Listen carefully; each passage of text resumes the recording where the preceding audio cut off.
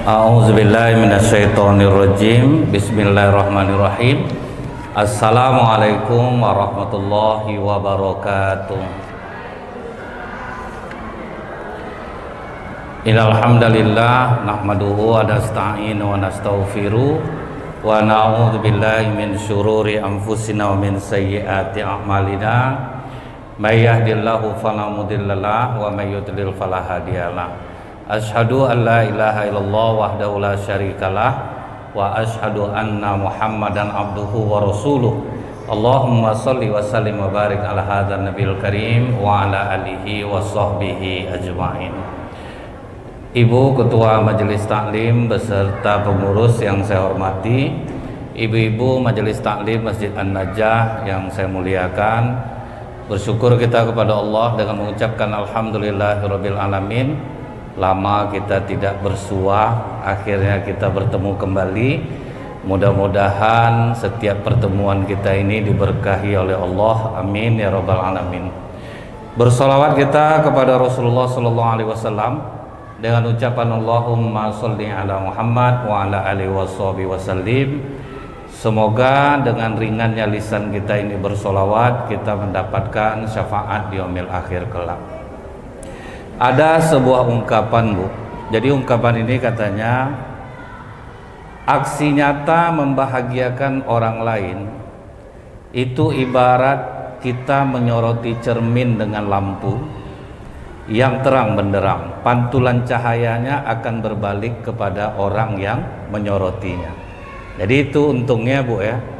Kita memberi ke orang, maka cahayanya kita akan dapat. Itu maksudnya itu, Bu. Jadi tidak ada dirugikan sama sekali. Kalau kita membahagiakan orang, maka kebahagiaan itu akan kembali kepada kita sendiri. Walaupun kadang tidak spontan, Bu, tetapi lambat atau cepat pasti akan dibalas kembali cahaya itu kepada kita. Saya masih ingat dulu ada ibu kos khusus anak-anak di Fakultas Kedokteran. Kadang-kadang kan mahasiswa ini, Bu, lambat dapat kiriman. Tiba-tiba datang seorang anak laki-laki di anak Fakultas Kedokteran ini. Datang dia ke rumah ibu kos ini, Bu. Kebetulan ibu kos ini juga sambilan jualan-jualan dia. Apa kata anak ini? Bu, saya boleh minta air putih? Yang namanya seorang ibu tuh, Bu, pasti dia tahu anak ini sebetulnya lapar. Cuman tidak ada duit, dimintanya air putih. Kata ibu ini, duduk saja dulu. Setelah anak ini duduk, Bu, dibikinkannya lah susu putih. Kemudian diambilnya makanan, nasi. Kemudian roti. Silahkan kamu makan. Akhirnya jujur anak ini, Bu. Maaf, Bu, saya cuman pengen air putih karena saya tidak punya duit. Kalau sebanyak ini saya nanti membayarnya pakai apa? Ya udah, Nak, kamu makan aja, gratis kok. Dah selesai, Bu. Beberapa tahun kemudian ada seorang pasien nenek-nenek di rumah sakit yang tunggakannya sudah besar, tapi tidak ada yang membayar, belum bisa keluar, Bu. Seorang dokter bertanya kepada perawat, tolong kasih data nenek itu ke saya. Sampailah data nenek itu ke meja dokter nih, Bu. Setelah dilihat oleh dokter nih, dibaca, diamati, pergi dia masuk ke dalam ruangan nenek tadi, Bu. Nenek kan seharusnya udah keluar hari ini. Kenapa tidak keluar juga? Lama nenek di rumah sakit nih, makin bengkak nanti biayanya. Ini aja biaya sudah hampir 80 juta loh, Nek. Kalau nenek tidak keluar, nenek justru akan menyulitkan diri sendiri. Bagaimana saya mau membayarnya, dokter? Saya tidak punya keluarga di sini. Saya tidak punya anak. Rupa sebatang kara nenek itu, Bu. Akhirnya dibuat dokter tuh surat. Pokoknya saya tidak peduli, Nek, yang jelas nenek mesti keluar hari ini. Dibuatnya surat, Bu. Selesai dia buat surat, dikasihnya ke nenek tuh. Setelah dibaca nenek tuh menangis, nenek tuh dipeluknya dokter tuh, Bu. Isi suratnya tuh apa, Bu? Nenek masih ingat enggak pernah memberi segelas susu, makanan dan kue kepada seorang mahasiswa Fakultas Kedokteran. Jadi semua biaya rumah sakit nenek ini sudah lunas. Dan saya adalah mahasiswa yang pernah nenek kasih makan dulu. Nenek kasih air putih, air susu. Langsung dipeluk nenek tuh, Bu. Rupanya beberapa tahun yang lalu dia buat kebaikan, pas dia membutuhkan Allah kembalikan cahaya itu. Nah, jadi itu enaknya, Bu, ya, ngasih orang kebahagiaan itu akan balik ke kita, Bu. Ini yang masih kurang di diri umat Islam ini, dia mau bahagia dia sendiri aja, Bu. Kalau ada makanan gratis di masjid, buka bersama gratis, datang dia, Bu. Memberi enggak, ngabiskan mau. Sore hari, Bu, datang dia ke masjid, disalinnya lah teh seteko, resoles, salalawu, bakwan, dibawa pulang dulu, Bu. Sudah itu bukalah dia di masjid tuh balik. Jadi kadang herannya kita itu kenapa ya sulit betul orang memberi, tapi kalau yang gratis mau, berarti kan dia memiskinkan dirinya tuh kan, Bu. Makanya orang seperti ini hidupnya tambah susah. Orang yang rajin memberi hidupnya tambah mewah, Bu, bahagia dunia akhirat. Kalau Ibu ada melihat tayangan beberapa hari yang lalu, ada ustadz mencari pengumpulan dana untuk membangun pesantren. Kalau untuk membangun pesantren itu, Bu, tentu diharapkan jamaah yang datang ramai, Bu, karena kan penggalangan dana. Pas datang dia ke wirid tuh, Bu, kecewa dia, Bu. Rupanya yang hadir ibu-ibu cuma 7 orang. Secara manusiawinya kan kecewa dia, Bu, ya. Setelah dia sampaikan niat baiknya ingin membangun pesantren tuh, Bu, rupanya dia salah menyangka. Salah satu yang hadir di antara ibu-ibu itu seorang miliarder, Bu. Dia langsung bilang, dari saya 20 miliar katanya, Bu. Baru terkejut Ustadz. 3 tahun selesai pesantren itu langsung, Bu.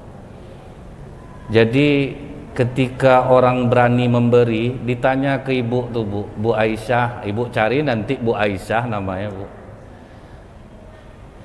Ibu enggak takut sekali nyumbang MM-an gitu. Dia bilang, semenjak saya melakukan itu, uang saya macam kertas tisu nih, dicabut tumbuh, dicabut tumbuh. Nah itu, Bu, ya. Jadi kalau ada rezeki kita sulit hari ini, takutnya kita kurang memberi. Kebanyakan nerima, Bu, tapi memberi kurang. Nah kemudian, Bu, ada sebuah tulisan. Jadi waktu itu apa kata Umar bin Khattab dalam sebuah riwayat, meskipun aku mati besok, aku akan tetap menanam benih kurma ini. Kan orang bertanya sama Umar, Bu, untuk apa kau tanam kurma ini?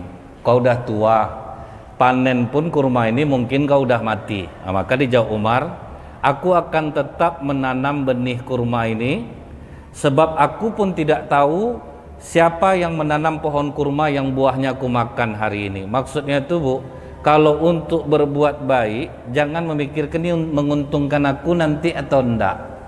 Kan sering orang seperti itu, Bu. Kalau enggak menguntungkan bagi aku apa gunanya? Rupanya harus berpikir juga, Bu.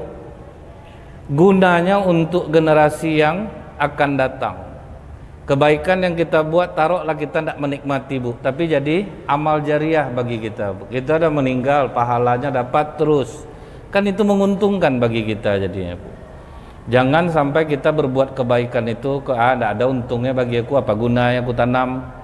Ternyata, Bu, berbuat baik ini sekalipun kita mati besok, tetaplah berbuat baik sekecil apapun, karena dampaknya bukan untuk kita, untuk generasi yang akan datang.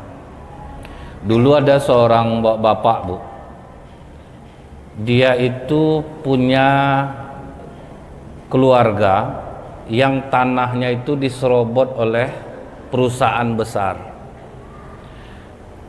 Waktu bapak tuh berjuang, Bu, umurnya dari 60. Dari umur 60 dia berjuang. Terus dia mengurus ke sana kemari, ke sana kemari. Datang orang bilang, "Bapak ini udah tua, jangan dunia juga yang Bapak pikirkan." Bapak tuh rajin jamaah sholat di masjid, Bu. Tapi dia tidak pernah peduli, Bu. Diurusnya terus, diurusnya. Banyak orang mematahkan dia, termasuk anak-anak dia. Untuk apa sama Papa? Kenapa mesti Papa urus-urus itu? Bagus akhirat aja Papa pikirkan lagi. Dia tidak peduli, Bu. Terus diurusnya. Akhirnya tahu Ibu, setelah bapak tuh meninggal, berhasillah tuntutannya. Yang senang siapa, Bu? Anaknya. Baru temenung anaknya. Berarti papa kita tuh mengurus dulu bukan untuk dia. Kenapa dia kuat mengurus? Untuk kita. Akhirnya anaknya yang menikmati kan, Bu. Bangga anak-anaknya punya papa seperti dulu. Malu, Bu. Udah tua-tua ke sana kemari, pergi fotokopi ini segala macam. Tidak ada orang tua ini yang berusaha memikirkan dirinya sendiri. Jadi seharusnya, Bu, dalam berbuat baik kita pun seperti itu juga. Tidak menguntungkan pun bagi keluarga kita, tapi menguntungkan tidak bagi masyarakat. Nah, itulah perkataan Umar ini. Jadi salah satu tulisan, Bu, adalah tulisan di Facebook. Yang tulisannya itu besok bertepatan dengan 10 Muharram. Waktu itu isinya seperti itu, Bu. Tanggal itu disebut sebagai ulang tahun anak yatim. Oleh sebab itu marilah kita merayakan tanggal 10 Muharram dengan memuliakan dan berbagi bersama anak yatim. Dengan begitu rezeki yang kita dapatkan semakin berkah dan berlimpah. Nah, itu kalimatnya, Bu. Banyaklah orang komen. Ada yang positif, ada yang negatif. Macam-macam lah namanya kita, suatu tulisan yang kita buat, Bu. Tentu banyak orang yang pro, banyak yang kontra. Nah, yang menariknya, Bu, salah satu komen itu isinya seperti ini. Saya sepakat dengan tulisan Anda, tapi bagaimana mungkin saya berbagi kepada anak yatim jika saya sendiri masih kekurangan? Banyak enggak yang merasa seperti ini, Bu? Bukan saya enggak mau sedekah, Ustaz, saya pun masih kekurangan. Akan sering seperti itu, Bu, ya. Yang pertama, Bu, banyak orang yang terjebak dalam pemahaman bahwa sedekah itu harus dalam bentuk uang. Itu yang salah tuh, Bu. Sedekah tidak selamanya dalam bentuk uang, itu satu. Yang kedua, masih banyak orang yang sulit untuk bersikap kepada orang dalam berbagi, alasannya saya masih kekurangan. Yang bilang kekurangan itu, Bu, emasnya 20 gram gelang, sudah itu cincin besar. Kan ada juga yang merasa dia kekurangan tuh, Bu, ya. Saya tertawa loh, Bu.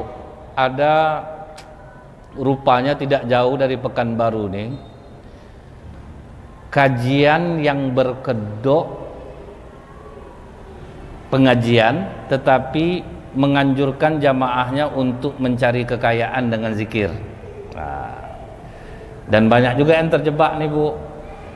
Jadi banyaklah orang mau ke sana itu. Jadi kalau diamalkan puasa, kemudian nanti jangan lupa zikir, maka uang akan bertambah maksimal 50 miliar. Oh, banyak yang ikut, Bu. Dari Pekanbaru pun banyak berangkat ke sana.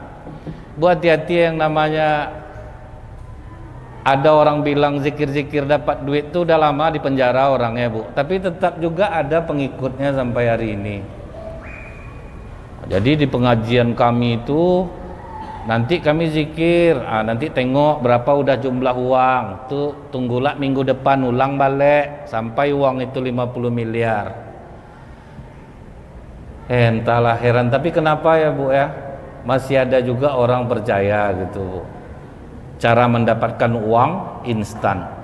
Jadi ditanya, Bu, kepada perempuan yang ikut pengajian ini, suami kamu kan kaya, penghasilannya besar, kenapa kamu masih percaya dan mau ikut-ikut pengajian seperti itu?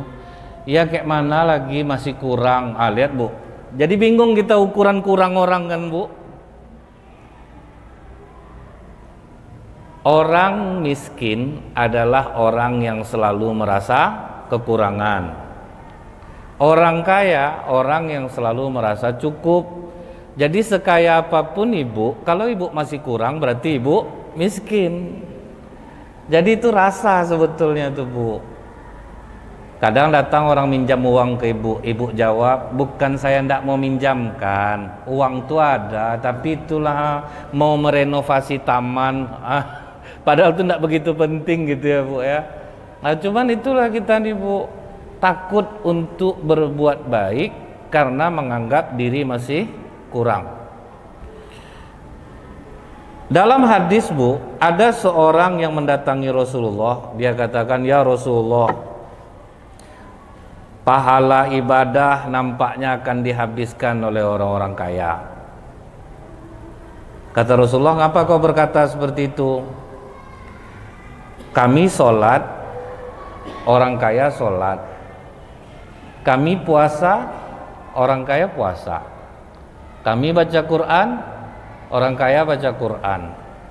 Orang kaya bersedekah, kami tidak bisa sedekah. Orang kaya naik haji, kami nggak bisa naik haji. Tentu habis surga itu hanya untuk dia ya Rasulullah. Kami tidak bisa sedekah. Apa jawaban Rasulullah? Bukankah Allah telah memberimu segala hal yang dapat digunakan untuk bersedekah? Setiap tasbih itu adalah sedekah. Habis ibu sholat baca subhanallah, subhanallah, nilainya sama dengan sedekah. Setiap kali kau mengucapkan takbir adalah sedekah. Setiap kali kau mengucapkan tahmid adalah sedekah. Jadi kalau tidak bisa sedekah dalam bentuk harta, Bu, betah-betahlah duduk sudah sholat tuh. Baca subhanallah 33 kali sedekah, baca alhamdulillah 33 kali sedekah, baca Allahu Akbar 33 kali sedekah. Itulah ganti sedekah seperti sedekah orang kaya kepada orang miskin. Jadi tidak ada alasan kita tidak bisa sedekah kan Bu? Ternyata bisa kita sedekah. Kemudian apa lagi kata Rasulullah? Setiap tahlil itu pun sedekah. Setiap kali kita mengucapkan kalimat la ilaha illallah. Kau mengajak kepada kebaikan, sedekah. Ngajak orang berbuat baik Bu. Memang kita kadang tidak suka orang Bu. Kita ya majelis taklim kita ke masjid sebentar aja, paling lama 1 jam. Kan kadang benci orang sama kita kan Bu ya. Ibu mau masuk surga masuklah sendiri, tidak usah ajak saya. Tidak perlu diurus-urus saya nih. Tapi apa untungnya Bu? Ini kejadian nyata yang ditulis oleh Dr. Khalid Zubair. Dia ini dokter jantung di Rumah Sakit Jantung Angkatan Bersenjata di Riyadh. Ada dia melihat orang yang sangat rajin sholat berjamaah selama di rumah sakit tuh Bu. Laki-laki ini sering sholat berjamaah.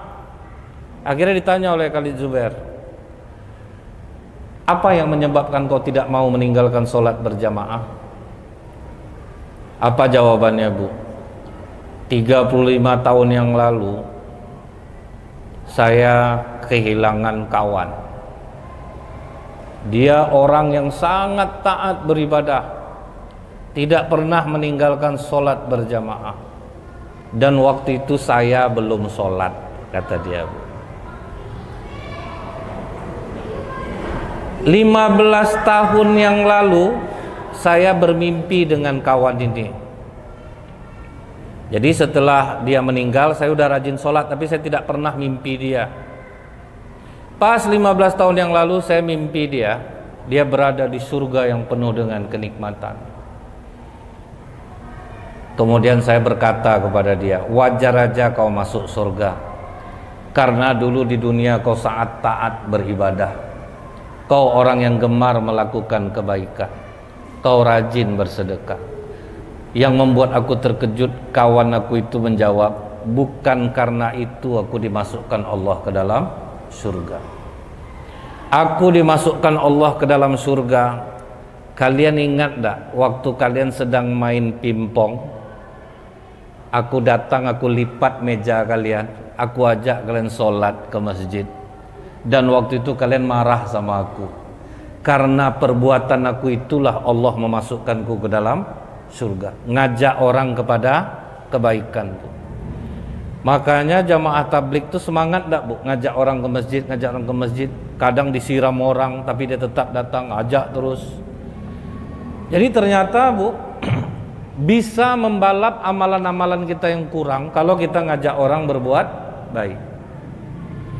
Mungkin orang akan benci sama ibu asal pengajian itu aja orangnya Bu. Padahal kalau dikumpulkan penuh masjid ini bisa mungkin kan Bu. Tapi ibu jangan putus asa, cari cara terus. Karena yang membuat orang mundur itu Bu, karena kita sendiri dosa kita. Maksudnya itu apa Bu? Obrolan orang yang paling rendah adalah menceritakan keburukan orang lain. Kalau ibu menceritakan keburukan orang yang tidak mau pergi majelis taklim, berarti ibu orang rendah. Dan efeknya apa Bu? Pahala ibu berpindah kepada orang yang ibu gunjing. Itu itulah yang membuat hati itu makin jauh Bu. Makanya malas orang kadang ikut kita karena kita sudah melakukan kemaksiatan, karena kita telah menjelekkan dia. Obrolan orang menengah, dia suka cerita tentang peristiwa Bu. Dia tidak suka menjelekkan orang. Tapi kalau ibu cerita, deh semalam sakit betul jantung aku nih rasanya. Sebelah mana waktu itu sakit Kak? Iya dekat jantung nih betul. Hati-hati tuh Kak, keponakan aku kan Kak 2 hari sudah tuh masuk rumah sakit. Hari ketiga meninggal dia. Dia tidak suka ceritakan orang, tapi dia suka cerita tentang peristiwa. Orang yang tertinggi itu tahu ibu, dia suka menceritakan bagaimana mencari solusi dalam sebuah masalah. Ini kenapa nih ibu-ibu kita tidak semangat pergi ke masjid? Program apa yang mau kita buat? Misalnya gitu ya Bu ya. Saya ingat dulu Bu, waktu PLN wilayah yang dekat BPJS SKA dipimpin dakwahnya itu oleh Pak Sugeng namanya. Beliau udah pindah ke Lampung. Ibu tahu kan masjid PLN itu tidak ada masyarakat loh Bu. Tapi kaget saya pas ceramah di sana ramai masyarakat datang. Ibu tahu rahasianya seperti apa? Piti Bu. Pergi dia ke daerah-daerah belakang tuh Bu ya. Yang datang, yang rajin ke masjid mendapatkan sembako, bantuan. Dan ibu-ibu yang susah dikasih, ramai datang Bu.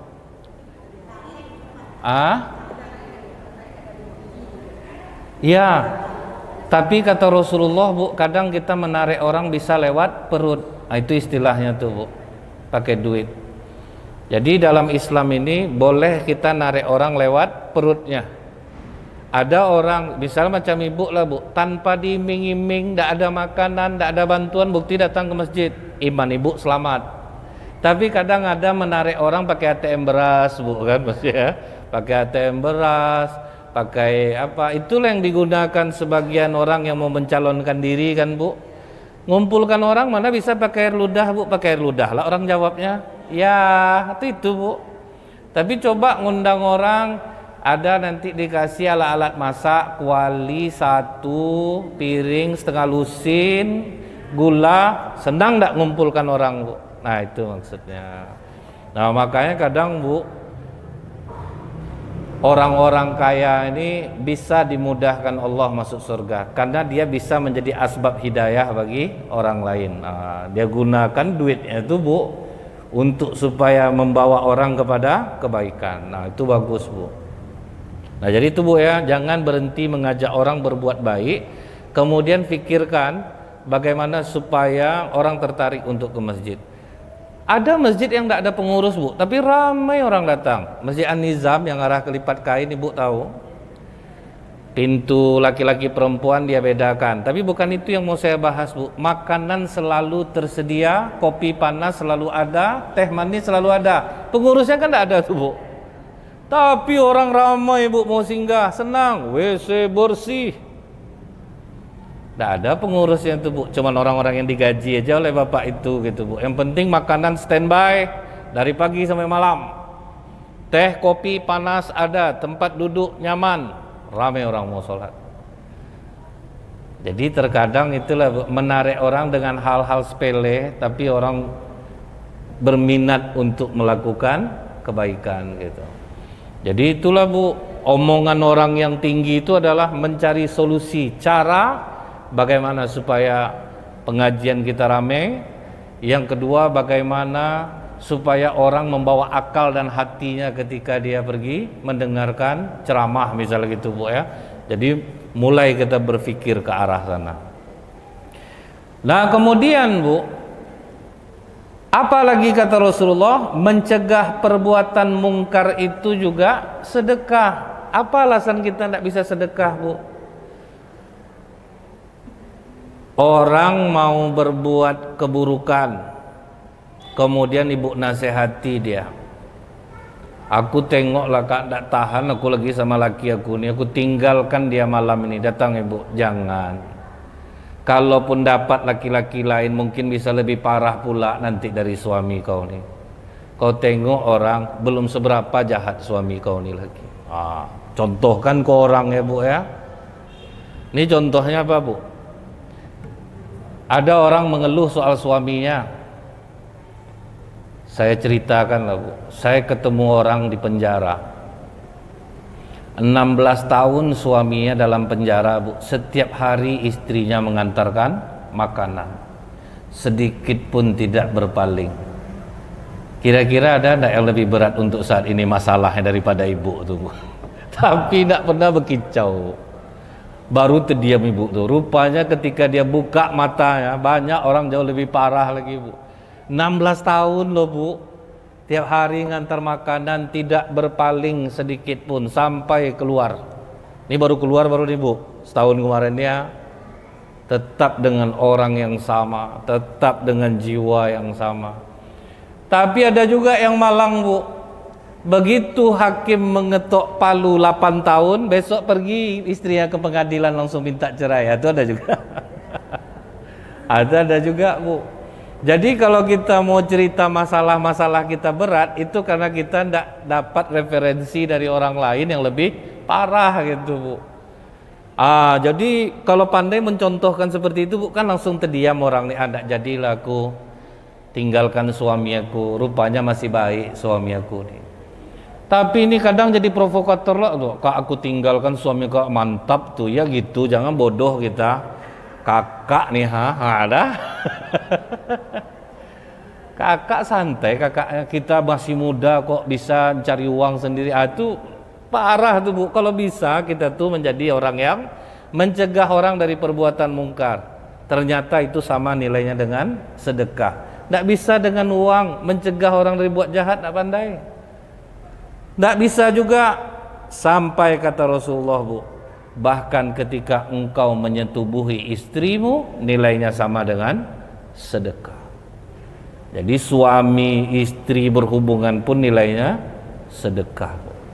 Cuman sekarang sering beredar tuh Bu ya, sekali kita berhubungan suami istri sama dengan membunuh satu orang Yahudi. Itu hoax Bu. Jadi itu terus Hasan suami adek bunuh orang Yahudi yuk, kata. Datang istrinya bilang, kalau macam ini abang membunuh aku nih bang, bukan orang Yahudi yang abang bunuh. Ibaratnya Bu, sampai hal yang seperti itu pun nilainya sedekah. Apa alasan kita tidak bisa sedekah? Terutama bagi suami, dia perlakukan istrinya dengan baik pun sedekah.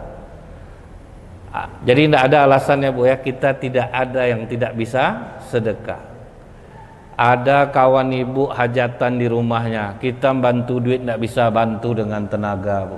Tapi jangan berharap dibungkuskan pula pas pulang Bu. Ini kadang itu pula lah, pas tidak dibungkuskan Bu, bercakap dia ke orang Bu kan, parah 2 hari aku tolong dia tidak terbungkuskan, daging agak sikit. Itu tidak bisa Bu.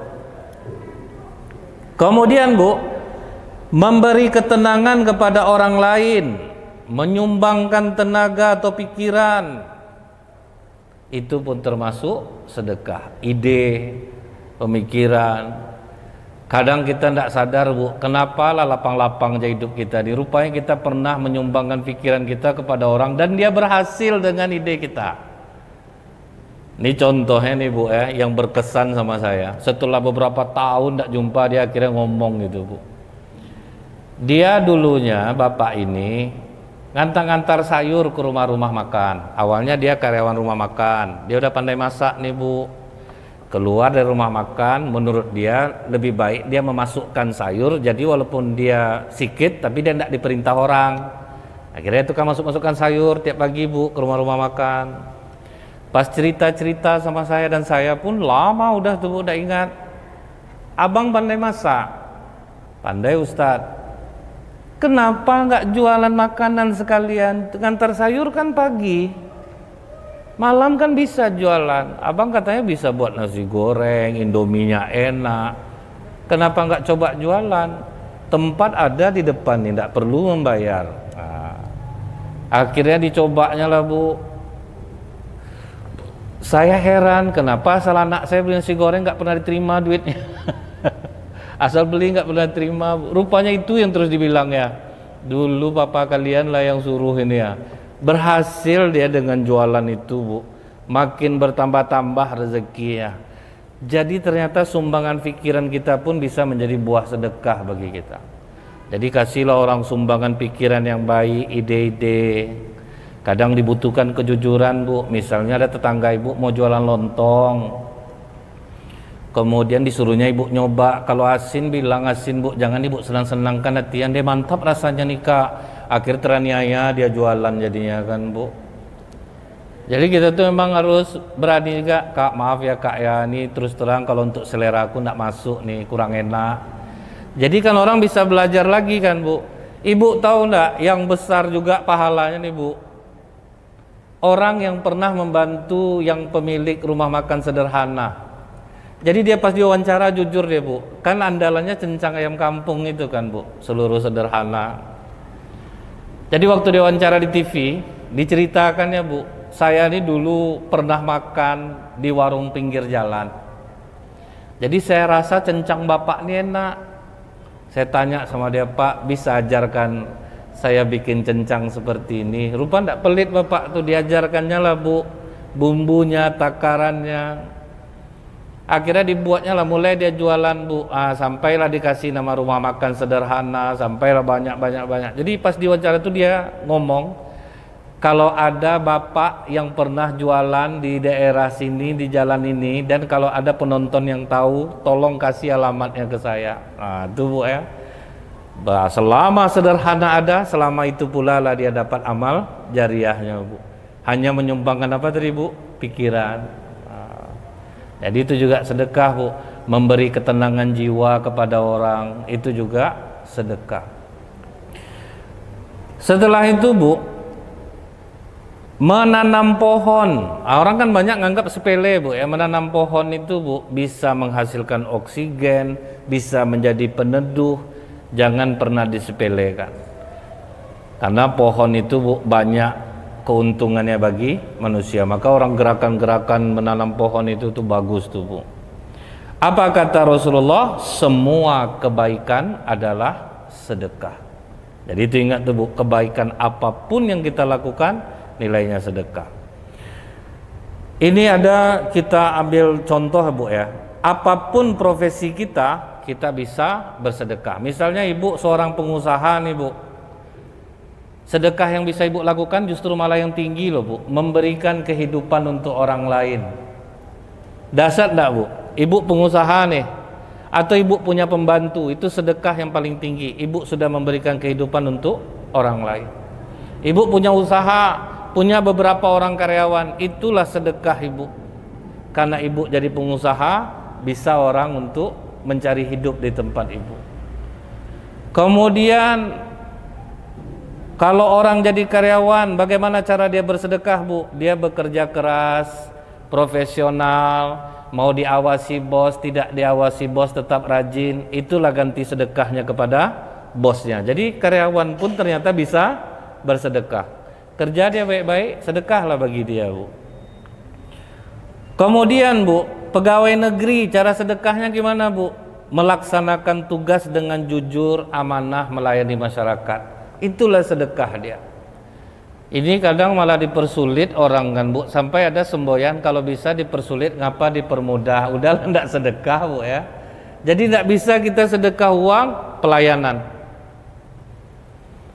Saya baru dengar nih Bu, ada kepala desa yang didemo masyarakatnya karena dia tidak mau duduk 2 periode. Aneh kan Bu?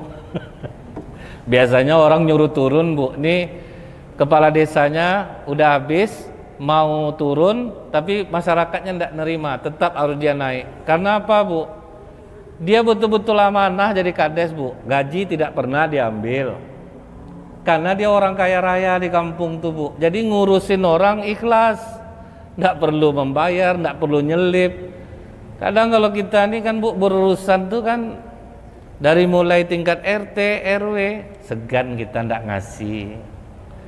Bahkan dulu ingat saya Bu, ada RW diajarnya burung beonya minta duit Bu. Jadi bapak tuh nggak minta, tapi kalau kita keluar, Pak minta duit, minta duit, minta duit. Nah, jadi diingatkan sama burungnya tuh Bu. Jadi sudahlah enggak. Jadi kalau orang-orang pegawai sedekahnya gimana Bu? Layani orang dengan baik, urus urusan orang dengan baik. Itulah ganti sedekahnya. Nah jadi apapun bidang kita, ternyata kita bisa bersedekah. Dulu ada Bu kejadian, memang ini bukan seorang muslim, tapi seharusnya orang muslim yang punya jiwa seperti ini. Kalau pernah Ibu mendengar dulu ada peristiwa pesawat Egypt Air mendarat di gunung Bu. Itulah mungkin kecelakaan pesawat yang tidak ada satu orang pun penumpangnya yang meninggal. Nama pilotnya John McConnor. Dia ini Bu termasuk pilot terbaik di penerbangan komersil. Udah banyak dia dapat penghargaan. Jadi waktu itu pesawatnya harus diterbangkan, pesawatnya itu Jumbo 74-7400. Jadi sudah take off, tidak ada tanda-tanda pesawat itu rusak Bu. Namun setelah lama di udara, baru terasa oleh pilot bahwa salah satu mesin pesawatnya itu mati Bu. Karena dia sudah berpengalaman, jam terbangnya sudah tinggi, dia tetap tenang Bu. Ah, ini yang hebatnya Bu ya. Dia tenang karena dia sudah pengalaman. Makanya kalau pilot pesawat tempur Bu, diajak dia ke wahana-wahana yang gini itu Bu, tanpa ekspresi dia Bu, karena dia udah biasa. Orang terpekik-pekik dia malah bingung nengok orang terpekik Bu, karena dia lebih parah daripada itu lagi Bu. Jadi kalau punya suami pilot, ajak dia main ke wahana tuh Bu, nggak enak ekspresinya Bu, diam. Karena dia apa yang dirasa dia lebih daripada itu udah dirasa dia. Nah kemudian Bu, dia tidak memberitahukan masalah itu kepada siapapun. Jadi dia tetap tenang, dia tetap pegang kendali pesawat, dia tahan goncangan sekuat-kuatnya. Setelah sekian lama Bu, goncangan sudah mulai sering dirasakan penumpang. Kopilotnya mulai cemas Bu. Apa kata kopilotnya nih? Mister, padahal cuaca bagus, ini kok pesawat goncang terus ya dari tadi. Kenapa mesin pesawat ini? Dipandang oleh pilot nih Bu, kamu jangan gugup, kerjakan saja apa yang seharusnya kamu kerjakan. Semua data ada di panel, dan ingat jangan bikin panik penumpang. Pas ditengoknya data-data di panel tuh Bu, tambah cemas dia Bu. Rupanya mesin pesawat mati sebelah Bu. Cemaslah pilot nih Bu, kopilot ini. Kemudian justru pilotnya ini Bu mengatakan kepada penumpang, saya John McConnor, pilot pesawat Anda, ada badai kabut yang menghadang di depan kita. Dibohongi ya Bu, pasanglah sabuk pengaman, Anda diminta duduk dengan tenang. Keadaan seperti ini sudah biasa terjadi di penerbangan. Nikmatilah penerbangan Anda, Tuhan bersama kita. Nah, jadi seolah-olah tidak ada kejadian apa-apa nih Bu. Sedekah enggak tuh Bu? Sedekah loh Bu. Pengumuman singkat itu didengar oleh penumpang dan pramugari. Santai mereka semua Bu. Pasang sabuk pengaman. Yang tidur, yang baca majalah, enggak tahu dia pesawat ini tahu udah di mana posisinya kan Bu ya. Enggak ada yang tahu penumpang. Ada yang tertidur. Tapi beberapa pramugari Bu melihat keluar jendela. Udah mulai tahu pramugari, pesawat sedang tidak baik-baik saja. Tapi karena pilot tadi mengumumkan pesawat aman, pramugari pun ikut aman hatinya, Bu. Kemudian, Bu, apa kata kopilot ini? Pak, lebih baik sampaikan aja sejujur-jujurnya sama penumpang. Jadi kalau ada kemungkinan yang terburuk, paling tidak mereka kan dah siap-siap berdoa. Apa jawaban pilot nih? Kau kalau merasa tegang dan takut, kenapa kau pilih pekerjaan yang beresiko tinggi seperti ini? Kau udah jelas resikonya seperti ini. Kau kerja juga di sini. Kau jangan bikin panik penumpang. Kau diam, jangan sampai penumpang ada yang tahu. Udah mulai nih, Bu, makin banyak terjadi goncangan. Setelah itu apa kata pilot ini? Pesawat udah miring ke kanan, miring ke kiri. Sudah itu pramugari sudah mulai masuk ke kopilot. Ada apa? Tetap dia bilang tidak ada apa-apa. Nampaknya goncangan semakin kuat karena cuaca berkabut. Pasang oksigen katanya, Bu. Disuruhnya pasang oksigen. Tidak lama sudah pasang oksigen tuh, Bu. Berbunyi keras lah, Bu. Puas. Pesawat pun diam. Langsung dibuka pramugari, lompat orang rupanya di gunung salju. Dan hebatnya tidak ada satu orang penumpang pun yang mati berkat ketenangan pilotnya itu, Bu. Cuman apa yang menyedihkan orang, Bu? Justru pilotnya yang mati. Jadi dia kena pecahan kaca, dia meninggal, cuman senyum meninggalnya, Bu. Puas, maksudnya itu dia puas. Yang penting penumpang selamat. Pesawat bisa turun, masalah patah tidak ada ledakan. Jadi Allah itu kadang masih menghitung, Bu, orang-orang yang berjiwa tenang. Makanya, Bu, kalau orang-orang non muslim berbuat baik, Allah akan balas kebaikannya itu di dunia. Itulah maha adilnya Allah, Bu. Tetap dibalas, cuman di akhirat dia tidak mendapatkannya, tapi kebaikannya dibalas Allah di dunia. Nah, apa yang dilakukan Mekonors ini, Bu, memberi pelajaran. Kita tuh harus tulus. Kadang kita harus berkorban, kita harus jujur, harus setia dengan profesi kita. Karena semua kebaikan yang kita lakukan nilainya adalah sedekah. Seharusnya orang muslim tidak punya jiwa seperti itu, Bu. Tenang menghadapi masalah, santai. Tapi ada kejadian dahsyat dulu, Bu, di rumah sakit. Ibu ini anaknya masih bayi, tapi komplikasi penyakitnya, Bu. Diberesin jantung, paru-paru bocor, diberesin paru-paru, pendarahan lah di otak. Pokoknya, Bu, bayinya itu berkali-kali masuk ICU, bolak-balik. Dan berkali-kali pula dokter ngasih informasi sama dia, Ibu maaf, mungkin umur anak Ibu tidak panjang. Kami sudah melakukan yang terbaik. Apa jawaban Ibu ini, Bu? Hasbunallah wa ni'mal wakil, ni'mal maula wa ni'mal nasir. Jangan risau, dokter. Dokter sudah melakukan dengan maksimal, terserah kepada Allah untuk masalah anak saya. Sehat anak tuh, Bu. Masuk lagi ruangan biasa. Pendarahan lah otak, Bu. Masuk balik, dikasih tahu lagi sama dokter, mungkin kalau kali ini, Bu, tidak ada harapan lagi. Tetap jawabannya, Bu, hasbunallah wa ni'mal wakil. Tidak ada risau dia sedikit pun. Sampai banyak ibu-ibu yang punya bayi yang menjerit di rumah sakit itu, Bu, mengatakan dia tuh gila, tentulah ya, orang anak sakit cemas, dia santai aja. Malah yang baik yang dikatakan aneh gitu, Bu, kan? Karena dia paling tenang. Sampai saking udah hafalnya dia, Bu, jantung anak itu udah di posisi di luar, ditaruh dokter, Bu. Dia pula yang memasangkan alat yang membantu. Harus dikeluar karena di dalam nanti rusak lagi.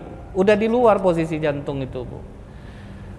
Karena ketenangan ibu ini, Bu, 6 bulan anak itu di rumah sakit, sembuh seperti tidak pernah ada penyakit sebelumnya.